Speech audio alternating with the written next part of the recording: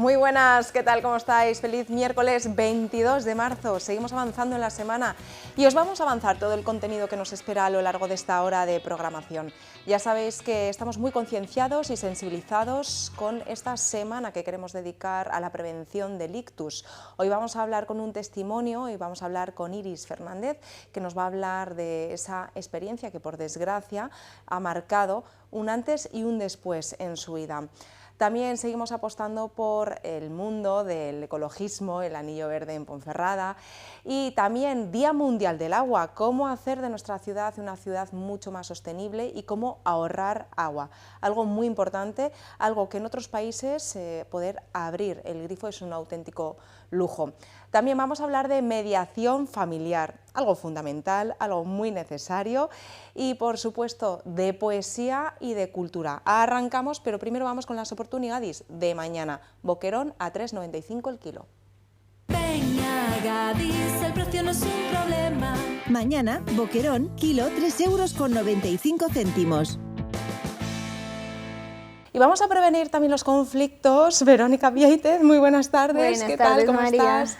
Educadora social y mediadora, tan importante esta figura en nuestra sociedad, porque yo no sé qué pasa, yo decía, la primavera la sangre altera, pero es que hace unos cuantos meses no era primavera y la gente ya estaba bastante alterada. Yo creo que el ritmo frenético que llevamos en el día a día y el estrés acumulado que tenemos hace que todos estemos un poco crispados, ¿no? Y a la mínima tenemos menos paciencia, saltamos más, es complicado. Exacto, y a la mínima, como bien dices, salta todo por los aires. La gente no tiene paciencia para nada.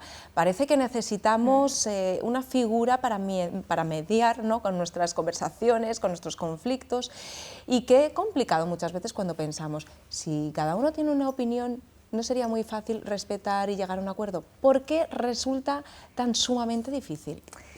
Es muy complicado porque cuando hablamos de conversaciones, cuando hablamos de entender, muchas veces lo hemos hablado juntas, ¿no? Cuando hablamos de empatía nos han enseñado que es ponernos en el lugar del otro, y más bien la empatía es tener la capacidad de entender a la otra persona. ¿Qué nos pasa? Que cuando tenemos ideas diferentes, cuando tenemos valores diferentes, cuando queremos hacer las cosas de forma completamente opuesta, esa capacidad de entender a la otra persona es mucho más difícil, porque lo estoy viendo desde mi propia perspectiva, desde lo que yo creo que hay que hacer, o lo que yo creo que es normal, o lo que yo creo que va a funcionar mejor. Entonces, si tú me estás diciendo todo lo contrario, es cuando surge ese conflicto en la comunicación, cuando surgen esas ideas que no somos capaces de encajar, porque chocamos, porque tenemos visiones diferentes, ¿no? Entonces, llegar o mediar o negociar, hablar para llegar a ciertos acuerdos, es muy importante aprender a escuchar y aprender a salir de nuestra posición fija y movernos un poco en que al final, si hablamos, si conversamos, si conseguimos negociar y tenemos la sensación de que más o menos ambos hemos tenido participación en esta negociación y llegamos a acuerdos que nos valen a ambos, nos vamos a quedar más tranquilas, ¿no? Si tenemos el enfoque en quiero ganar a toda costa y quiero hacerlo como yo digo y como yo creo, y tu opinión me da igual, eso a la larga va a traer más conflictos. Desde luego. ¿Y qué tipo de herramientas necesitamos? Pues mira, si nos enfocamos un poquito en los acuerdos familiares... Sí, fundamentales. Esto va para vosotros, papis. Sí, hoy vamos a enfocarnos más, ya hemos hablado más veces de los acuerdos en general en las conversaciones, de la resolución de conflictos pacífica. Hoy nos enfocamos en los conflictos que surgen en el día a día, en la convivencia, ¿no? Y las pautas y orientación que podemos dar a las familias para conseguir acuerdos familiares o contratos que se llaman, ¿no?, en la convivencia. Es muy importante primero tener en cuenta que cuando convivimos tenemos que educar en la responsabilidad conjunta. Claro. Para poder educar en la responsabilidad conjunta tenemos que darles espacio a todos para que asuman sus tareas, sus responsabilidades, y que si no las cumplen vean los efectos o consecuencias que hay. Entonces, es muy importante establecer primero, cuando yo recibo a una familia, lo que hablamos primero es cómo es la relación, porque los acuerdos familiares están enfocados no solamente a reducir o a disminuir los conflictos en la convivencia, sino a fortalecer la relación y a mejorar la comunicación en la familia. Entonces, los acuerdos familiares son como contratos, negociaciones que hacemos para un tema concreto que no está funcionando bien en casa. Sí. Por ejemplo, uso de móviles o tecnologías, esa es la historia de muchas familias, ¿eh? Tareas y responsabilidades, limpieza de habitación, reparto de tareas, salidas con amigos. Entonces, vemos cuál es el tema que más conflictos está generando y nos enfocamos en ese para intentar que el día a día sea más llevadero. Entonces, venga, elige uno de ellos y vamos haciendo un uso ejemplo. De dispositivos móviles, también aplicado a los padres. Venga. Sabemos que las nuevas tecnologías nos han abierto la puerta a la globalización, a la comunicación, al conocimiento, pero es muy importante saber utilizarlas adecuadamente porque también se ocultan muchos peligros.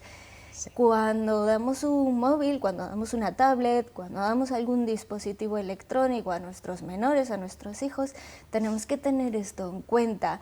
Los contratos familiares o los acuerdos familiares en este caso concreto de los dispositivos o el móvil, lo que pretenden es, antes de darte el móvil, antes de darte la tablet, vamos a negociar.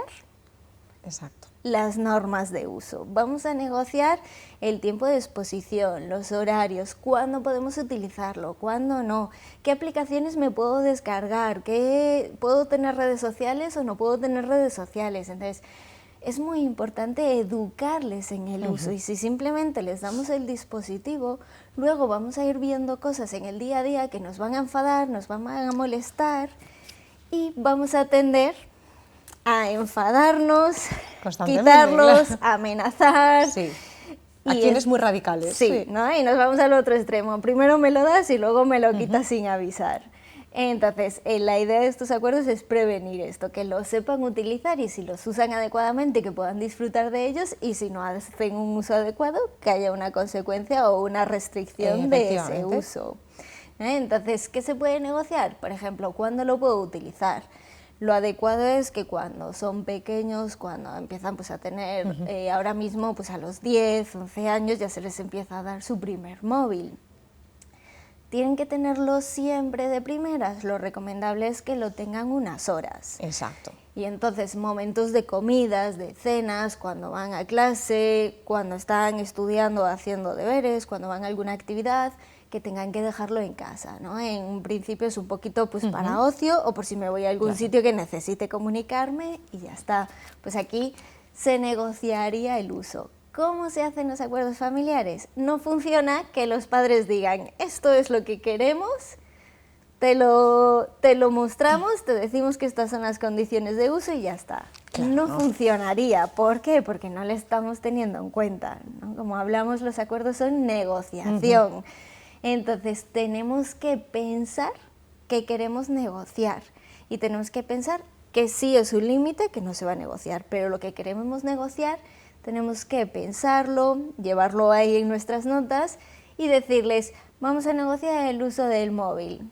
Nos sentamos y les decimos que piensen un horario que les gustaría, que piensen qué aplicaciones les gustaría tener o para qué les gustaría utilizarlo y que piensen consecuencias si lo utilizan mal. Y entonces que eso también es muy importante, sí. que piensen.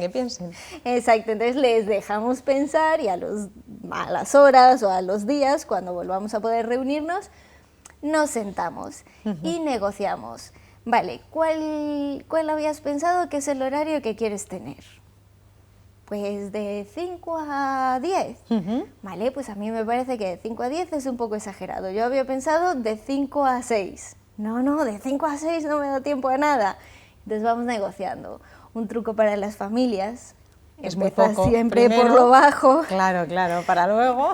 Para que tengan también ese margen a poder negociar, ¿no? Ellos van a empezar con un horario muy amplio, nosotros con uno reducido y vamos buscando ese término medio. Bueno, hemos acordado el horario, pues lo redactamos. Vas a poder utilizar tu teléfono de tal a tal hora. ¿Qué aplicaciones vas a poder instalar? Y nos dirá las que ha pensado. Si estamos de acuerdo, las escribimos. Que no estamos de acuerdo en algo, esta red social no creemos que es necesaria porque todavía no es apropiada para tu edad, vale, pues de momento hacemos el compromiso de que esa no la puedes tener, ¿no? Lo mismo, ¿qué pasa si hemos establecido un horario, si hemos establecido unas aplicaciones, si hemos establecido que nos tienes que mostrar de vez en cuando las conversaciones o lo que estás haciendo, para que lo utilizas? Eso es algo fundamental, y ¿no? hacer una supervisión, ¿no? El saber qué está pasando, saber cómo se está comunicando. ¿Con quién se relacionan? Sí, y porque además ahora muchas veces podemos detectar situaciones de acoso, de violencia, que puede estar sucediendo a través de las redes, de los WhatsApps, de cualquier tipo de chat, que vamos a observarles y hacemos este seguimiento. ¿Cómo lo vamos a hacer? Con confianza, diciéndole que es una condición, que si la acepta, esa va a ser una condición, y entonces es mucho más recomendable sentarnos con ellos y que ellos nos enseñen, que ellos nos digan, pues mira, esta es mi amiga Laura, y Eso hemos es. estado en esta conversación, y que sepamos ver las conversaciones desde una calma, que no nos asustemos por el lenguaje que utilizan, que sepamos mantener también cierta parte de su intimidad y no entrometernos, ¿eh? Y si en estas supervisiones nos damos cuenta de que se ha instalado algo que no se podía instalar, aquí viene la parte importante de los acuerdos, que es el o prevenir conflictos o cuando surgen, haber pensado ya la solución. ¿Qué consecuencias puede haber si me instalo una aplicación que no estaba permitida?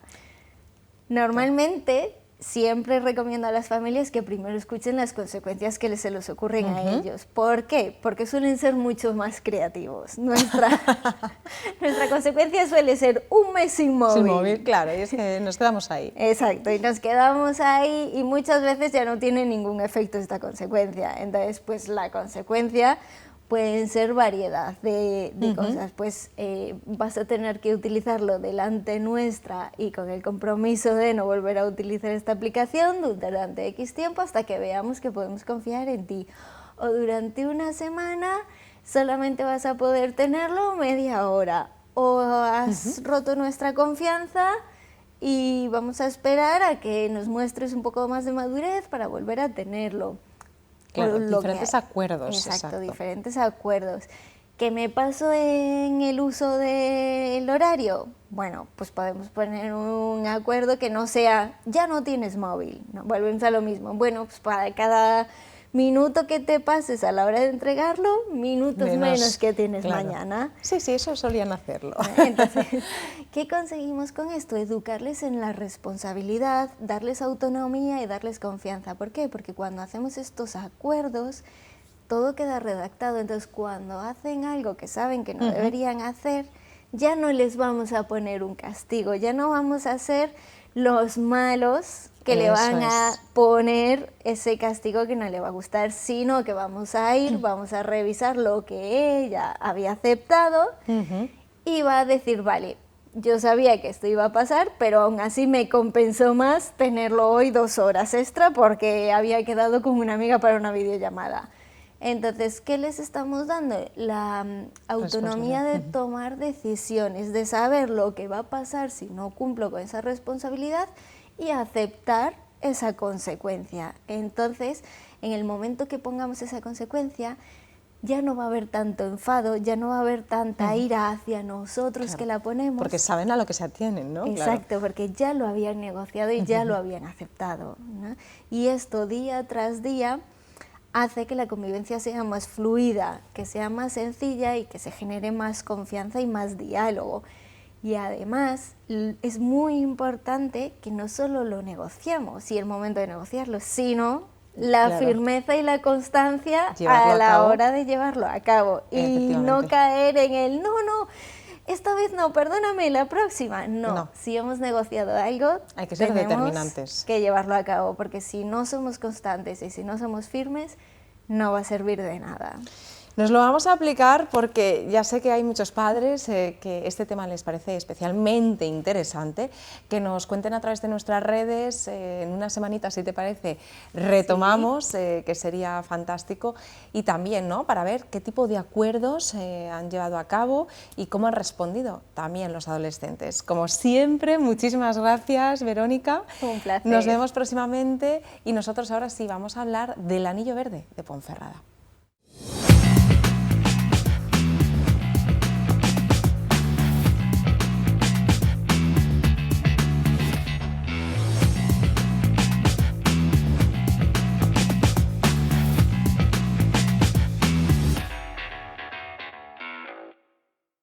Ponferrada respira.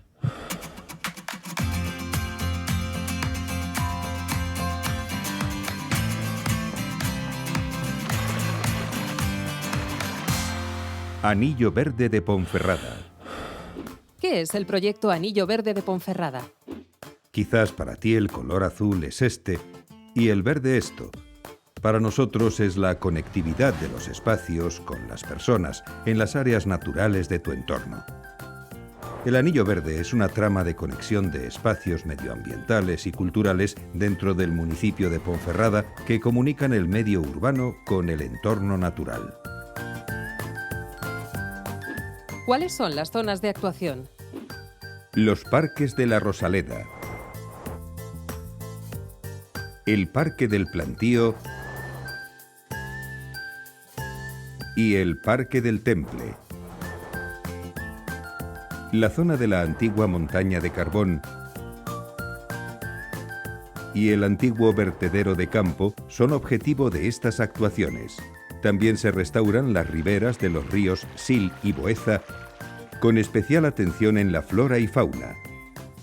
Sustitución de especies invasoras por autóctonas, cartelería interpretativa, cajas nido para aves y monitoreo de la avifauna.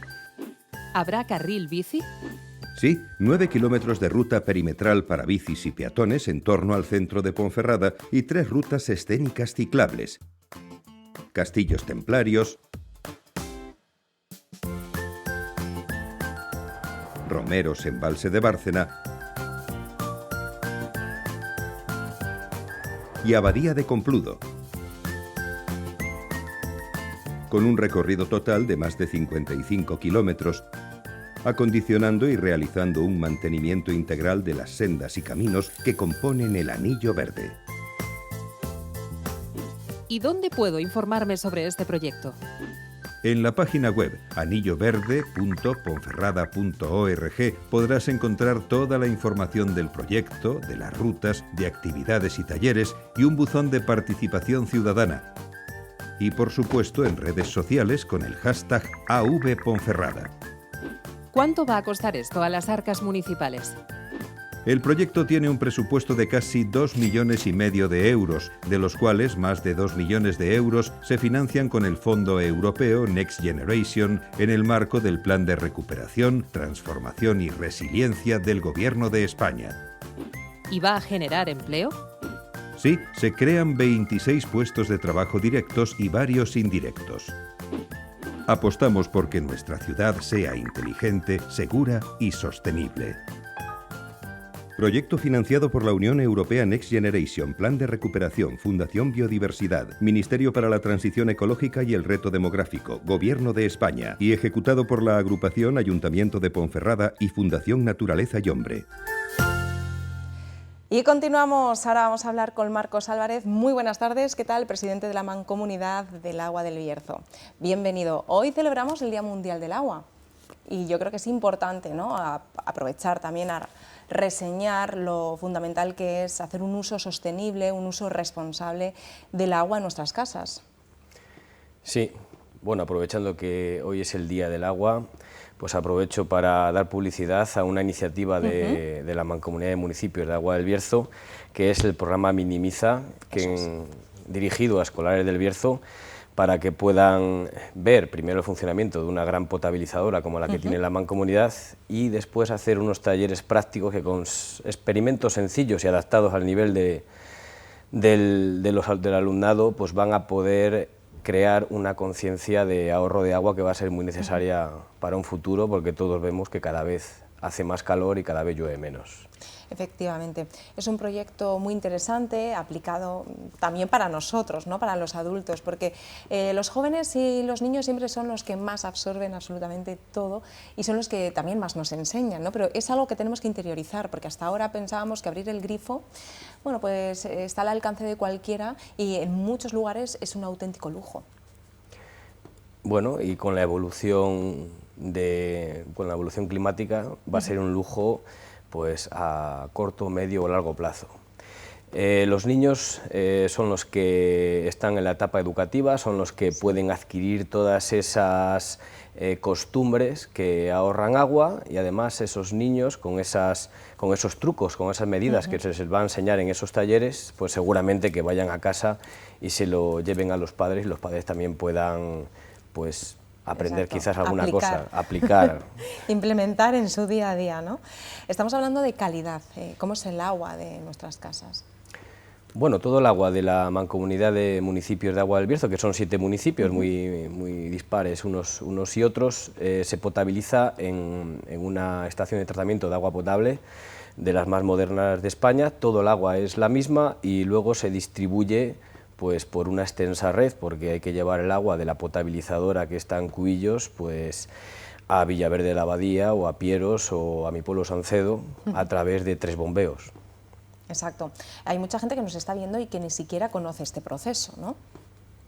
¿Cómo se lo explicaríamos? Bueno, pues el proceso es un proceso complejo en el que lleva una captación del agua del pantano y luego lleva unos procedimientos físico-químicos y bueno, pues hasta que el agua adquiere la calidad que marca la legislación vigente para que pueda distribuirse a los domicilios. Entonces también, bueno, pues en este programa Minimiza, pues verán todo lo complejo que es el proceso para que luego se lo piensen cuando abren el grifo y lo dejen el agua correr sin ningún uso. Exactamente. Marcos, este programa y este vídeo ya está disponible, ¿no? Sí, está disponible a partir de hoy, que es el día que lo hemos puesto en funcionamiento, pues el Día del Agua. Llevamos mucho tiempo preparándolo y está, creo que pues en condiciones óptimas para que se pueda aprender. ¿Dónde pueden verlo para tomar nota? Pues mandaremos a los centros escolares un tríptico para que ahí pone pues todo lo que tienen que hacer, que básicamente es llamar a un número de teléfono o mandar un correo electrónico y se le dará fecha. La actividad es gratuita y la Mancomunidad pues pone tanto los talleres como los técnicos especializados que tiene, tanto para la parte de la potabilizadora como para la parte de los talleres. Y es increíble, ¿no?, como la Mancomunidad se encarga de llevar ese abastecimiento del agua a más de 56.000 habitantes. Pues, además de los habitantes, el mayor logro que tiene la Mancomunidad es que es una red muy extensa de muchos y muchos kilómetros y todos los años por eso se invierte en la red de abastecimiento para evitar que haya roturas, fugas y que se mantenga un servicio estable de calidad, que no haya cortes. Efectivamente, hablamos del mantenimiento, ¿no? ¿Habéis también mejorado en las instalaciones, en la maquinaria? Sí, la Mancomunidad se encarga del abastecimiento, como te he comentado, todos los años hacen obras para mantener el servicio con una gran calidad. También lleva el saneamiento, que no nos hemos olvidado. Este año están ahora 2 obras en ejecución con casi $500.000 de euros de inversión, en el que se están renovando pues saneamientos muy viejos, muy obsoletos, en los que tenían varios problemas, como el más grave, las infiltraciones de agua limpia en los saneamientos. Exacto. Que es lo que hace que luego la depuración no se pueda realizar en condiciones óptimas. Entonces la Mancomunidad este año no se ha olvidado, está trabajando en esa línea, está arreglando los saneamientos.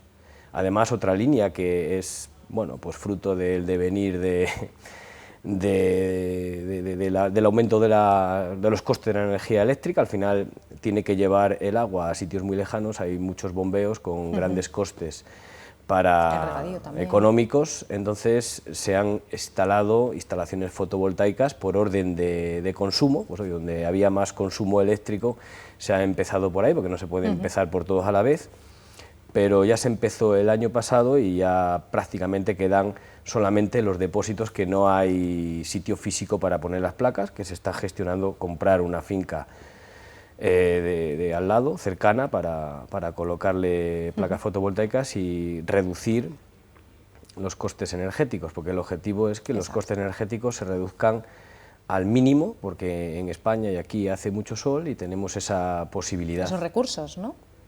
Sí, en la potabilizadora, que era el mayor consumo que tenía la mancomunidad de luz, de media unos 5 o 6 mil euros al mes, pues fue la primera instalación fotovoltaica que pusimos. De aquella era sin excedentes, pero fruto a todos estos cambios normativos de la evolución de los precios disparatados de la luz, ahora permiten que hayan excedentes con una compensación que sí que compensa, digamos. Entonces se va a poner una segunda instalación, es decir, se van a poner otra vez más placas para intentar que la potabilizadora no consuma energía eléctrica, prácticamente que todo lo que consume pues lo produzcan las placas. Estos son los objetivos más recientes que habéis desarrollado y los más importantes, ¿no? Y al final ese es el camino, también crear y apostar por esa sostenibilidad. Ese es el camino. La verdad que igual se podía haber hecho un poco antes la energía fotovoltaica. El empujón real ha sido, como bien sabes, pues los aumentos de la energía, claro, de coste, que se han triplicado, los costes han aumentado y es lo que ha empujado no solamente a la mancomunidad, sino pues a muchos particulares y a muchas empresas a utilizar la energía del sol que estaba ahí. Desde luego. Muchísimas gracias, Marcos Álvarez. Nosotros vamos a hacer una pequeña pausa, volvemos en menos de 5 minutos con más actualidad. Hasta ahora.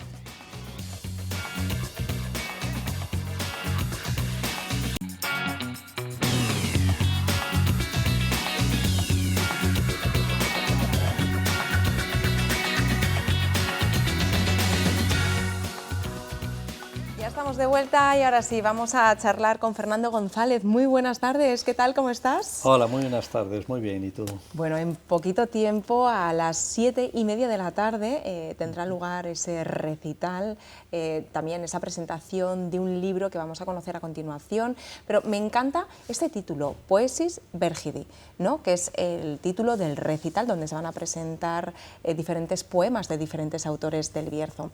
Creo que es algo totalmente necesario poner en valor el mundo de la poesía, el mundo de la literatura y que abarque no solamente los autores más consolidados, sino también gente joven, con tantas ganas y con tantísimo talento. Sí, eso es, estoy totalmente de acuerdo con lo que dices. De hecho, bueno, la primera parte, como dices, voy a hacer una selección de poetas bercianos, además de todos los tiempos, digamos, poetas que ya no viven y poetas actuales. Y en la segunda parte presento el libro Versos del Duero, que es un poco lo mismo, es una recopilación de 32 autores que han escrito algún poema dedicado al río Duero. Y en esos 32 autores hay de todo, claro, desde el clásico Machado, no puede faltar Machado en un libro sobre el Duero, pero a poetas jóvenes actuales, poco conocidos, o sea, hay absolutamente de todo. Y además el Duero, que siempre ha inspirado no solamente a los poetas, sino también a los grandes artistas. Y como decía Manrique, ¿no? Los ríos, nuestras vidas son como los ríos que van a dar a la mar. Y en este caso el río Duero, Miguel de Unamuno, que es el último poeta que aparece en el libro, porque los 32 poetas que aparecen están puestos en orden alfabético. Bueno, pues entonces el último es Unamuno, y Unamuno, cuando hablaba del Duero, decía el padre Duero, padre de Castilla y de León. Y de León, exacto. Porque al final hay quien dice, bueno, el Duero no pasa por León. Digo, hombre, pero las aguas leonesas de los ríos leoneses, ya aquí en el Bierzo parece que van quizá hacia otra, pero sí, bebe muchas aguas leonesas el río Duero. Exacto, y además siempre hablando del río, siempre tenemos que aprender en esta época tan complicada de la resiliencia, ¿no? Porque muchas veces tenemos que actuar como el agua que va corriendo en el río, intentar que no nos lleve la corriente, pero poder resistir. Es una época complicada y sobre todo para la cultura y para la poesía. Eso es, eso es. Por eso, como dices, la poesía siempre se ha dicho, no son buenos tiempos para la lírica, pero hay una frase que se atribuye, pero al parecer es apócrifa, pero se le atribuye a Santa Teresa, que decía, la vida sin poesía sería insoportable. Efectivamente. Y claro, los poetas escriben poesía, pero yo no la escribo, pero yo reivindico la figura de lo que yo sí que hago, que es recitar, la figura del recitador. Sí. ¿Por qué? Bueno, pues porque creo que el recitador es necesario. Muy necesario. Eso es decir, el poeta escribe poesía, pero no siempre la sabe recitar, porque él es escritor, pero no necesariamente recitador. Hay casos que sí, evidentemente, pero otros que no. Y aparte hay otra cosa también, que si solo recitan los poetas, y entonces aquellos poetas que ya no viven hoy día, eso es quien los recita, si solo se recitan a sí mismos su propia obra. Entonces yo creo que sí, en ese sentido me gusta reivindicar la obra del recitador, que yo creo que somos muy poca la gente que nos dedicamos, pero bueno. Y es verdad, ¿no? Y creo que es una figura fundamental, es una figura muy necesaria también para entender el valor de la palabra, el valor del acento en el que se pone, ¿no? cada significado, y también aprender a degustarla, porque eso es muy importante. Eso es. Bueno, fíjate, ya Platón lo decía. Sí. Platón ya reivindicaba al rapsoda, él hablaba de rapsoda, decía que el rapsoda es aquella persona que se empapa del espíritu y del sentimiento que quiere transmitir el poeta en sus poemas. Y entonces el rapsoda es el encargado de luego después transmitírselo al resto, es decir, transmitir ese sentimiento, esas sensaciones que ha sentido el poeta al escribir su poema. También hablamos de una forma de interiorizar, ¿no? Lo que el poeta está escribiendo, está diciendo, y de saber transmitirlo al resto de las personas. Eso también es muy bonito. Sí, sí, eso es, efectivamente. Yo siempre, mira, ayer estuve en León presentando el libro Versos del Duero, y había gente al final que me dijo, pues me ha gustado mucho más, y digo, bueno, pues yo me siento más que satisfecho si he sabido transmitir lo que dicen los poetas a los que yo me limitaba a... Exactamente. Y muchas veces, si nos damos cuenta, no es lo que se dice, es cómo se dice. Claro. Ese es el valor también verdadero de la palabra. Claro, claro, efectivamente. Y en el caso de la poesía, por eso en la poesía yo los poemas, yo no me aprendo los poemas de memoria, los poemas los leo. Exacto. Pero los leo recitándolos. En cierta ocasión, en un recital de poesía del actor Paco Valladares, que por cierto recitaba de maravilla, y al principio, antes de comenzar el recital, él dijo lo siguiente, dice, bueno, se preguntarán ustedes que por qué salgo con papeles y no lo recito de memoria. Dijo, miren ustedes, si yo recitase de memoria, eso se presta más a gesticular. Sí. Dice, y aquí se trata simplemente de escuchar, de tal forma que ustedes, incluso si quieren, pueden cerrar los ojos, limítense a escuchar. Y qué bonito. Es un poco lo que trato de hacer. Cierto. Hoy es cierto que también es una buena oportunidad para ellos, y todavía es, bueno, yo sé que hay gente que tampoco es muy dada a escuchar la poesía porque tienen otro concepto, pero si quieren sorprenderse, si quieren acercarse al mundo fantástico de las palabras, a las 7:30 en la Casa de las Culturas de Ponferrada, vais a poder tener esa oportunidad. Y creo que además es una forma genial para descubrir nuevos poetas, ¿no? Que pensamos, bueno, yo lo conocía, pues no sabía que hacía estas maravillas. Sí, eso es, efectivamente. Sí, sí. Además, bueno, tengo que decir que bueno, aparte de los poetas bercianos, por supuesto, yo estoy convencido de que va a gustar a todo el público, pero el libro Versos del Duero, yo siempre digo que tiene dos cosas originales. En primer lugar, que yo sepa, es la primera antología que se dedica al río Duero. Y en segundo lugar, otro valor añadido, por decirlo de alguna forma, que tiene es que el libro íntegro, los 32 poemas, van grabados, están con un código QR, aparece en el libro un código QR que la gente se lo puede descargar y escucharlo. Sí, un audiolibro, ¿no? Que ahora también se está poniendo muy de moda. Sí, bueno, esto en realidad es las dos cosas, porque el audiolibro en realidad solo lo escuchas. Claro. Yo siempre digo que este libro, al estilo de los antiguos charlatanes, digo, es un 3 en 1, porque usted puede leer el libro, lo puede escuchar o puede leerlo al tiempo que lo va escuchando. Claro, qué maravilla. Tiene las tres Voy a echar un posibilidades. vistazo porque me parece súper interesante. Al final me imagino que cuando tenemos y conseguimos este libro, que ahora diremos dónde podemos comprarlo, va acompañado de un CD en el que nosotros tranquilamente podemos ponerlo a nuestro ritmo e incluso lo bonito de ello es también poder leerlo acompasado de los versos que ya están recitados y grabados, ¿no? Eso es. Sí, sí, es una de las posibilidades que tienes, lo vas leyendo al mismo tiempo que lo estás escuchando. Qué maravilla. ¿Dónde podemos conseguir el libro? Pues hoy se podrá conseguir allí, en el propio acto de la Casa, de la Cultura, al acabar el libro, pues, al acabar quien quiera comprar el libro pues lo podrá adquirir. Qué bonito. Creo que es algo fundamental, fijaros, todo el mundo conoce el río Duero y cuántos poetas han escrito diferentes versos tan distintos y de una forma tan especial. Así que esa es también la peculiaridad, ¿no? Eso es, sí. Bueno, es una selección porque había muchos más, pero bueno, había que poner un límite al libro y hubo que hacer una selección. La selección la hicimos entre Reyes Juberías, que aparece en la portada junto a mi nombre, o sea, Reyes Juberías y yo, Reyes Juberías, que es la presidenta de la editorial que lo ha editado, que se llama Soria Edita. Qué bonito. Pues nos vamos a despedir con unos últimos versos. Si os parece, vamos con, por ejemplo, Gerardo Diego. Vamos a por el final, porque tenemos muy poquito tiempo, ya sabéis lo que es el directo. Río Duero, nadie a estar contigo baja, ya nadie quiere atender tu eterna estrofa olvidada, sino los enamorados que preguntan por sus almas y siembran en tus espumas palabras de amor, palabras. Qué bonito, esto es una maravilla. Pero lo mejor de todo es poder escucharlo a él. Así que a las 7:30 de la tarde os quiero ver a todos en la Casa de la Cultura de Ponferrada. Como siempre, muchísimas gracias. Muchísimas gracias a ti.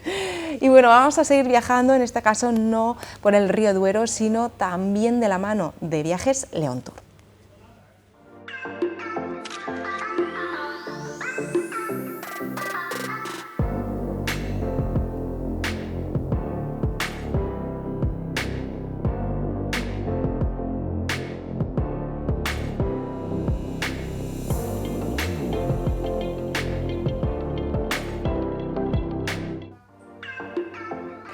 Un viaje de novios es diferente a cualquier otro viaje, es especial y único, inolvidable e irrepetible. En Viajes León Tour saben que el amor hay que celebrarlo y qué mejor que hacerlo que en cualquier parte del mundo, porque no hay nada como un beso en la Gran Manzana o bajo una cascada en mitad del paraíso, en una playa infinita o en un destino con muchísima historia. Vosotros elegís dónde, porque con todos los destinos que ofrece León Tour solo tenéis que soñar el que más os guste y hacerlo realidad. Pasaros por sus oficinas de la calle Avenida de España 4 y su equipo de profesionales con más de 50 años de experiencia estarán encantados de asesoraros.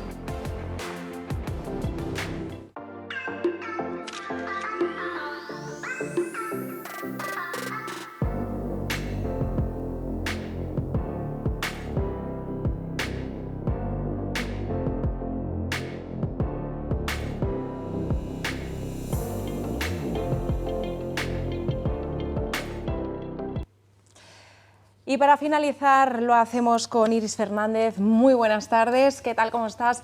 Hoy vamos a hablar de esta semana de prevención del ictus, en la cual vamos a tener la suerte de contar con un testimonio de primera mano.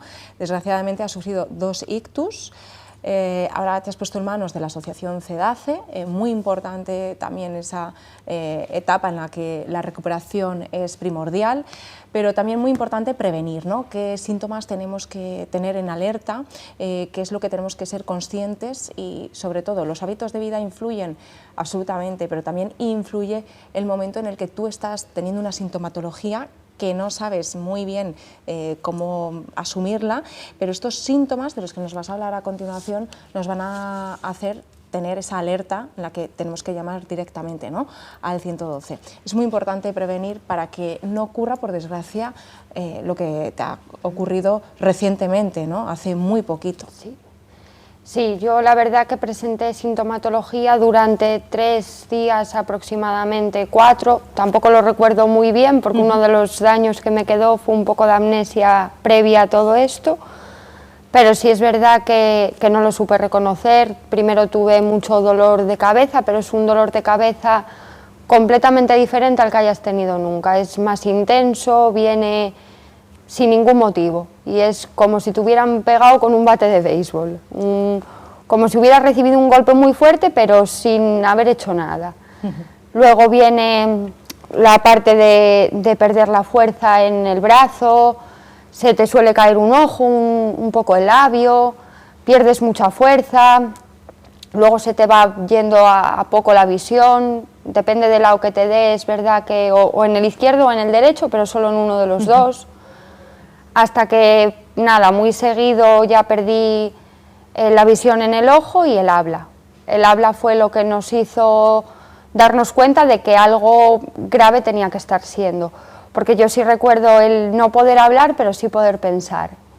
Claro, una situación muy difícil, ¿no?, de manejar, de gestionar, y que hasta hace poco no habías tenido una sintomatología así, ¿no? ¿Tenías esos avisos que tú ya te estabas dando cuenta de que algo extraño estaba ocurriendo?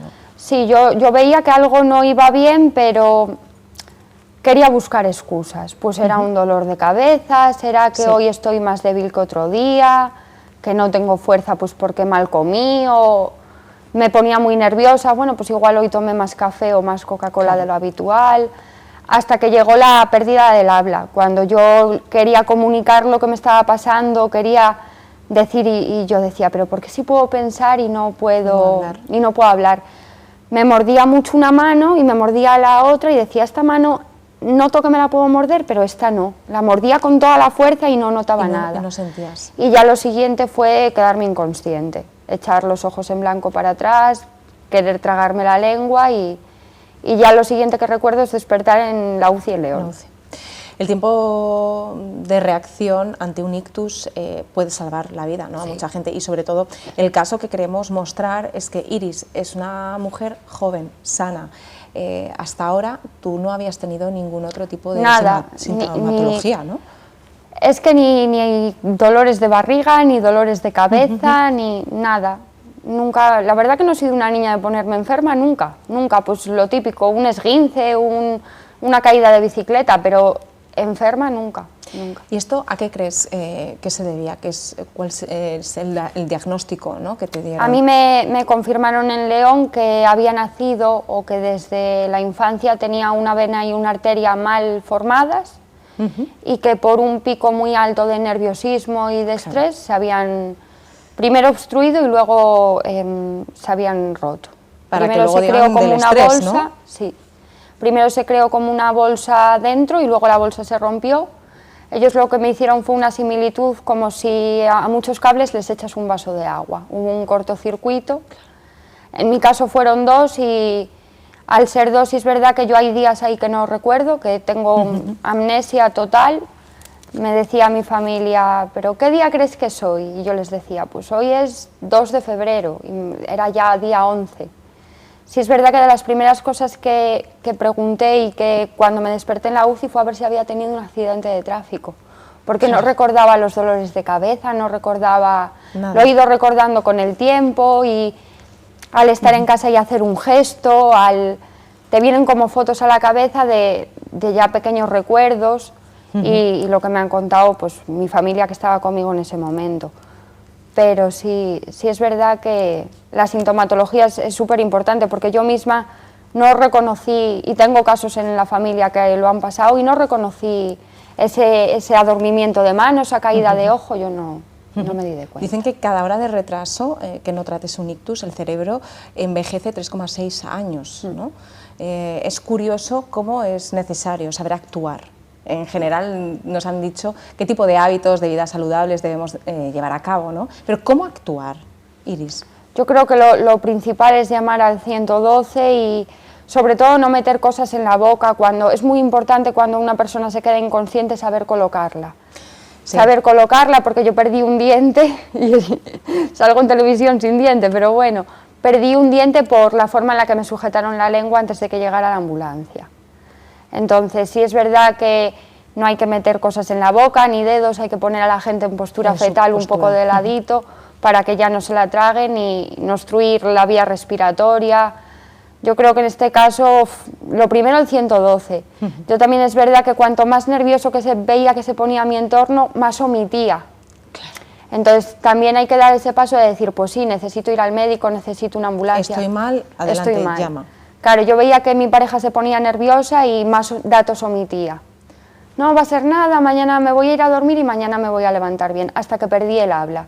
Ya cuando perdí el habla ya es casi de la última sintomatología, desde que perdí el habla hasta que me quedé inconsciente no pasaron ni tan siquiera 5 minutos. El equilibrio, yo siempre he hecho deporte, siempre he sido una chavala muy activa y ese día ya veíamos que no. Una de las fotos que os envié es a las 4 de la tarde y a las 11 de la noche me estaba llevando una ambulancia. Increíble. Entonces sí es verdad que yo me levanté muy enérgica como todos los días, pero según fue pasando el día fue todo para abajo, para abajo, para abajo. No, yo también una de las cosas que recomiendo es eso, no llamar a la ambulancia y no buscar en Google. Exacto, sí. Y no buscar en Google. Porque esos falsos diagnósticos, el diagnóstico correcto solamente te lo puede dar un médico y es así, ¿no? Y está claro que cada vez es curioso cómo cada vez más jóvenes están sufriendo ictus, no se sabe muy bien por qué, todo también puede tener una causalidad, pero lo que sí que es importante es el nivel de estrés, ¿no?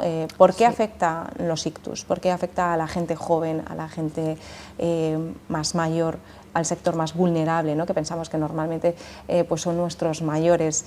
Estamos viendo que hay un porcentaje altísimo de jóvenes afectados por ictus. Y sobre todo en mujeres. En mujeres. Yo cuando salí me empecé a informar, a ver qué había pasado, a buscar toda la información posible.